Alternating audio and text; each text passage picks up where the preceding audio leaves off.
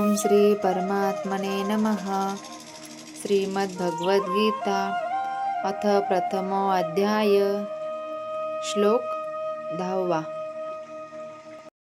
अपर्याप्त तदस्माकं बलं भीष्माभिरक्षितं पर्याप्तं तिदमेतेषा बलं भीमाभिरक्षितम्.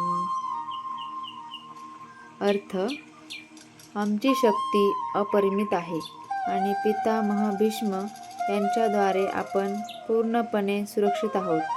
परंतु भीमाने काळजीपूर्वक रक्षलेली पांडवांची शक्ती ही मर्यादित आहे. म्हणजेच या ठिकाणी दुर्योधनाने तुलनात्मक शक्तीचा अंदाज व्यक्त केला आहे.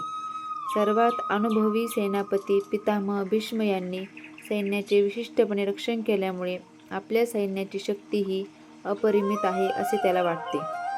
उलटपक्षी कमी अनुभवी असलेल्या सेनापतीने म्हणजेच भीमाने रक्षलेले पांडव सैन्य हे सीमित आहे.